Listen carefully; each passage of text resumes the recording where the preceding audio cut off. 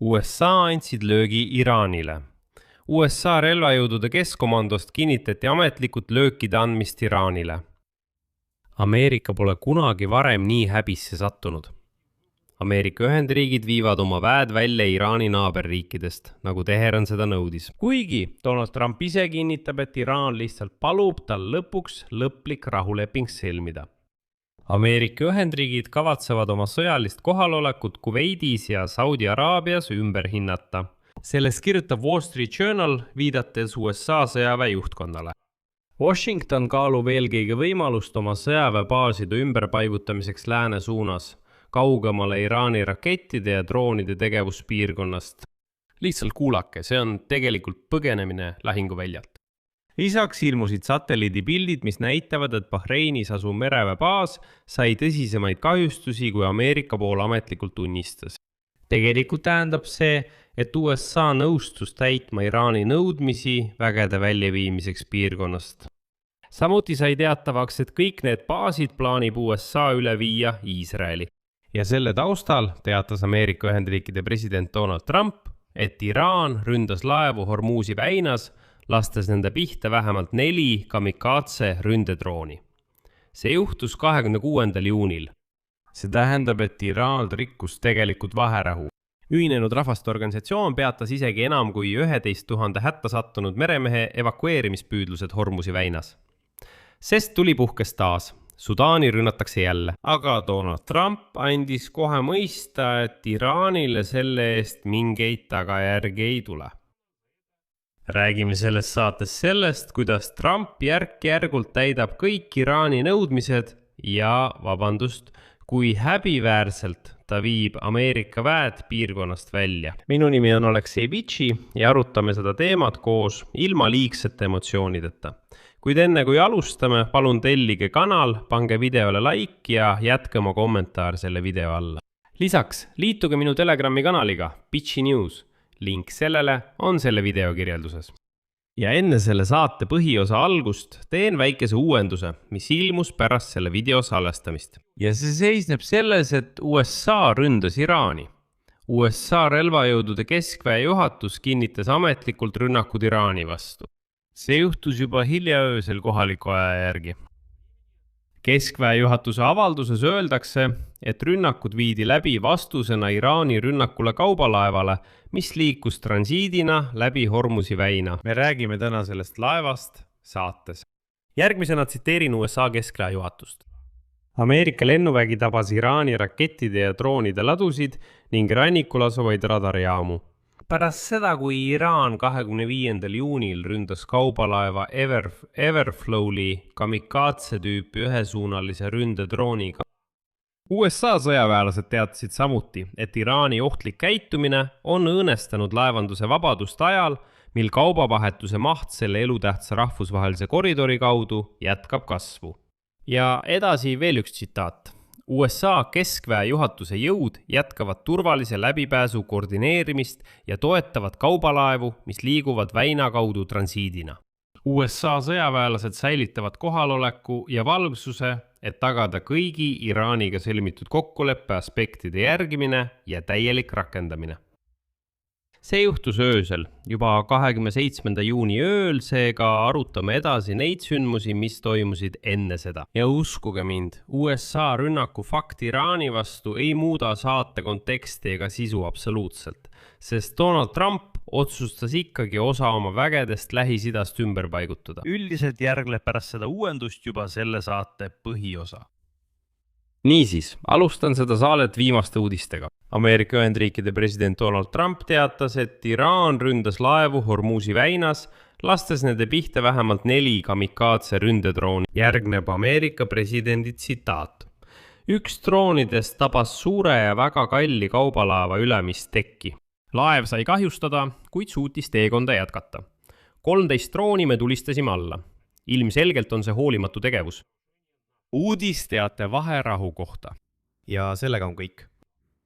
Varem teatati, et 25. juunil rünnati Hormuzi väinas Taiwani laeva Everflowli, mis sõitis Singapuri lipu all ja liikus mööda mereteed, mis erineb Iraani poolt nõutud marsruudist.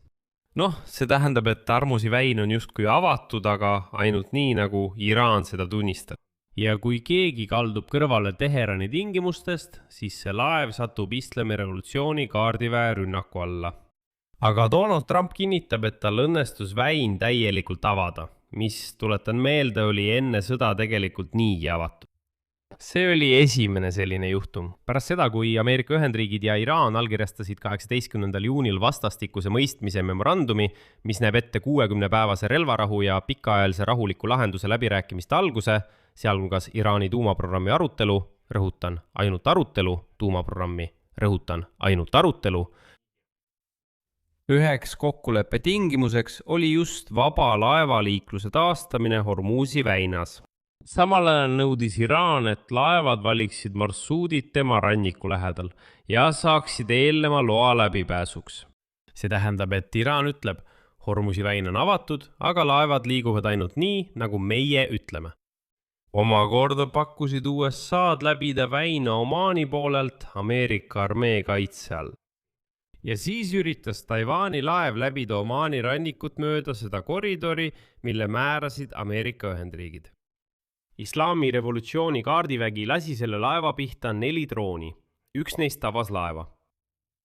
Ja Donald Trump ütleb, juhtub, mis seal ikka teha. 26. juunil peatas Iraan 3 välismaist tankerilaeva, mis üritasid ilma loata väina läbida ja hoiatas, et ei taga laevade ohutust, kui nad valivad alternatiivseid marsruute, sealhulgas seda marsruuti, millest räägivad ameeriklased. Varem teatas Donald Trump, et kui Teheran ei täida ajutise kokkuleppe tingimusi, sealhulgas vaba läbipääsu tagamist Hormuzi väinas, võivad USA jätkata rünnakuid Iraani Islami Vabariigi territooriumil. Kuid sama Donald Trump andis täna mõista, et Iraanide selle eest midagi ei juhtu. Selle asemel teatas Donald Trump, et Iraan, tsiteerin, palub meeleheitlikult temalt kokkulepet Ameerika Ühendriikidega. Donald Trump kritiseeris Ameerika meediat, kes tema sõnul väitsid, et Iraan on täna palju tugevam kui 4 kuud tagasi. Eelkõige mainis Trump New York Timesi, ABC Newsi, NBC Newsi, CBSi ja CNNi, nimetades neid libauudisteks ja hääbuvateks väljaanneteks. Järgmisena toon Trumpi tsitaadi. Nad väitsid mõnda aega, et see eriti ei toiminud, et Iraan on täna palju tugevam kui 4 kuud tagasi. Mõelge selle peale. Neil ei ole mereväge, neil ei ole lennuväge, aga nad ütlevad, et need on tugevamaks saanud. Nad tahavad meeleheitlikult kokkulepet sõlmida. Nad jäävad meile paljuski alla. Nendega oleks pidanud juba selle 47 aasta jooksul lõpparve tegema, milled valitsesid terrori abil. Ja just seda nad tegidki. Nad valitsesid terrori abil. Ja nüüd Trump, minu arvutuste järgi, juba 3. korda viimase 2 päeva jooksul väidab, et Iraan teeb mingeid ülisuurte järeleandmisi.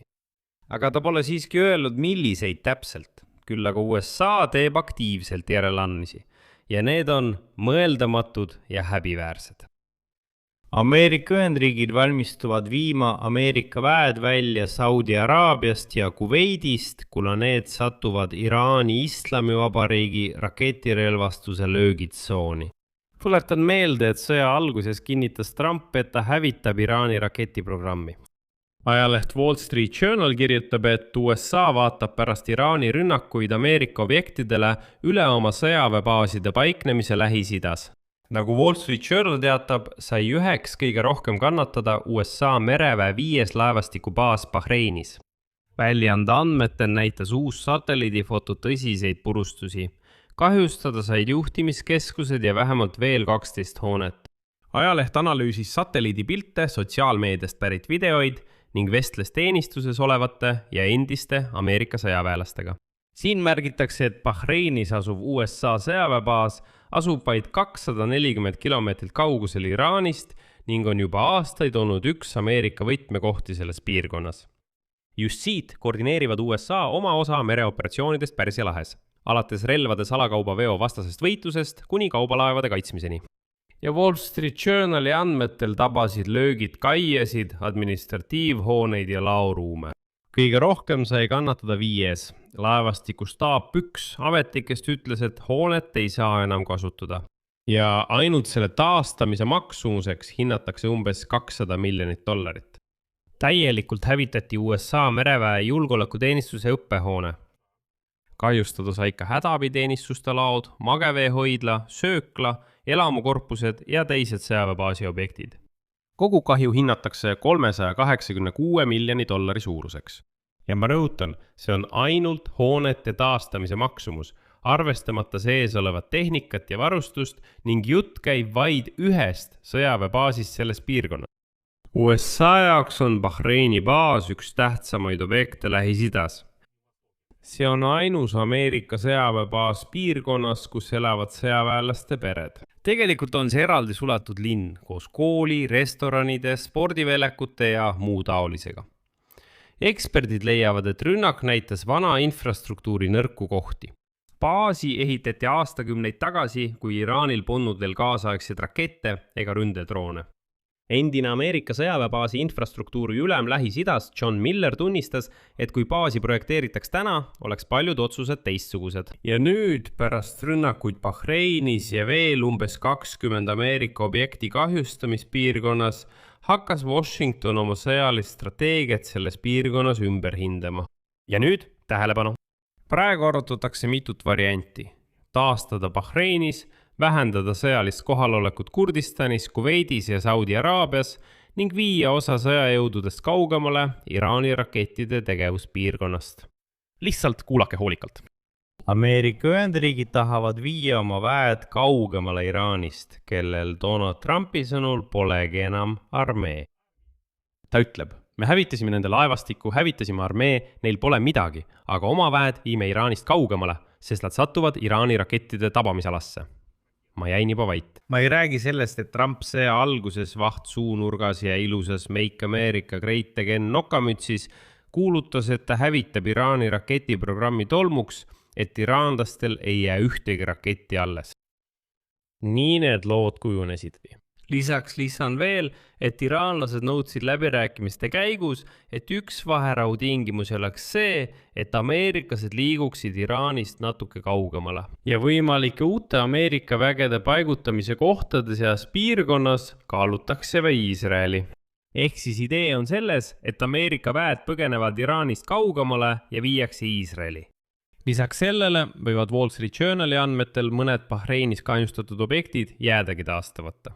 Selle asemel viiakse juhtimiskeskused kindlasti maa alla ja osa sõjalist infrastruktuuri. Mis te arvate, mis sellega tehakse? Need jaotutakse teiste piirkonna riikide vahel. Lihtsalt viiakse kaugemale. Ja nüüd teatas USA keskväe juhatuse esindaja Tim Hawkins, et rünnakute tagajärjel keegi ei hukkunud ning Bahreinis asuva sõjaväebaasi töö ei olnud tõsiselt häiritud. Kuigi me näeme, et see oli tegelikult üsna tõsine. Tema sõnul oli sõja ajal peamine ülesanne inimeste kaitsmine ja sellega said Ameerika sõjaväelased hakkama. Nende avalduste ja arutelude taustal kohtus USA välisminister Marco Rubio Bahreinis Pärsia lahe riikide välisministritega ning nad tegid ühise avalduse USA ja Iraani kokkuleppe kohta. Sellel teemal on mul eraldi saade sellel YouTube'i kanalil. Soovitan teil kindlasti seda vaadata, et olla täielikult kursis. Nii on. Selle kohtumise ehk siis Araabia riikide koostöönõukogu tulemuste põhjal teatasid kõik pooled, et kavatsevad tugevdada julgeolekolast koostööd ja jätkata ühiseid jõupingutusi Iraani ohjeldamiseks. Aga see kõlab, teate, natuke naeruväärselt, arvestades, et USA kavatseb oma väed Iraani lähedalt ära viia, kuid samal ajal lubab tulevikus Iraani ohjeldada. Kuigi loomulikult on ka need ajutise vaherahu sõlmimisest saadavad eelised, mis on mõlemale poolele tuntavad. Tõenäoliselt kõige käega katsutavam kasu Ameerika Ühendriikide jaoks vastastikuse mõistmise memorandumis seisab selles, et Iraan avab taas Hormuzi väina. Mitte täielikult, aga siiski avab. Viimastel päevadel on laevaliiklus läbi Hormuzi väina järsult kasvanud. Ja nüüd ettevõtte Kepler andmetel, mis jälgib tegevust transponderite ja satelliidi andmete abil, tehti kolmapäeval, siin on viimased andmed kolmapäeva kohta, 70 ületust, ehk siis 70 tankeri laeva läbis väina.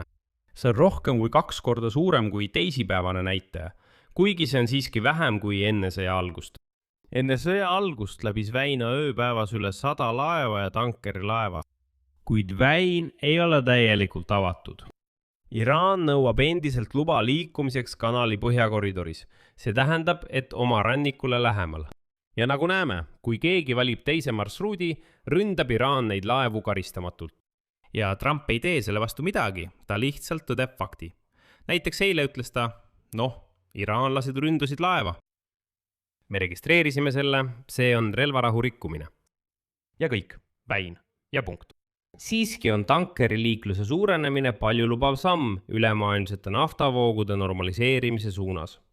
Näeme, et nafta hinnad tõesti langevad. Juba on seal $70 barreli eest. See ongi see psühholoogiline piir. Seetõttu olukord siin paranebki. Aga ma tuletan veel kord meelde, et enne sõda oli Hormuzi väin täielikult avatud. Üldse ei olnud mingeid probleeme. Üldse keegi ei koordineerinud seal liikumist. Aga see pole veel kõik.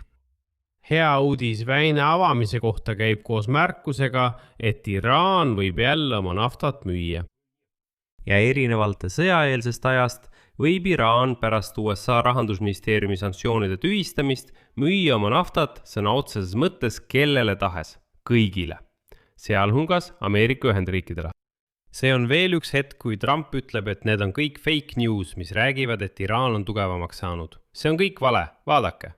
Hormuzi väin enne sõda. Iraan ei kontrollinud seda üldse, nüüd kontrollib. Enne sõda olid Iraanil naftasanktsioonid ja ta sai müüa seda ainult Hiinale. Vastavalt sellele mõistis Hiina, et ta on monopoolne ostja ning nõudis tohutuid allahindusi. Nüüd võib Iraan müüa oma naftat põhimõtteliselt kõigile, kellel iganes tahab. Ja vastavalt sellele teenida selle pealt raha. Küsimus, kas Iraan on nende kahe asja tõttu nüüd tugevam, kui ta oli enne sõda? Minu arvates küll. Aga Donald Trump arvab teisiti. Ta ütleb, et see kõik on illusioon. Te lihtsalt ei saa aru. Ma tuletan meelde, et umbes 1,5 nädalat tagasi ütles Donald Trump, et Hormuzi väin on alati olnud avatud. Ta ütleb, et kogu sõja vältel oli see praktiliselt avatud. Te lihtsalt ei näinud seda. Tegelikult ütleb ta, avasime selle juba ammu. Laevade saatmine toimus ja nii edasi. Nii et nüüd ka. Paljud kriitikud kardavad, et Iraan püüab kiiresti taastada oma hävitatud armee, täiendada droonide ja rakettide varusid ning taaselustada ohu. Oma käsilaste võrgustikust, kuhu kuuluvad Hezbollah ja Houthid Jeemenis.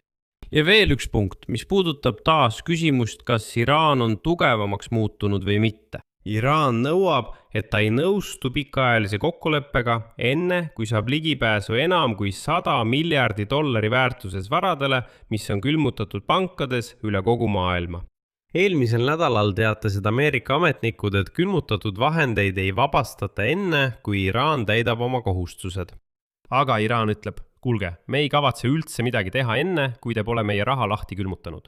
Ja vastastikuse mõistmise memorandumis öeldakse, et Iraani külmutatud vahendid ja varad tehakse täielikult kättesaadavaks Iraani keskpangale, kuid seal ei täpsustata tähtaegu ega ulatust.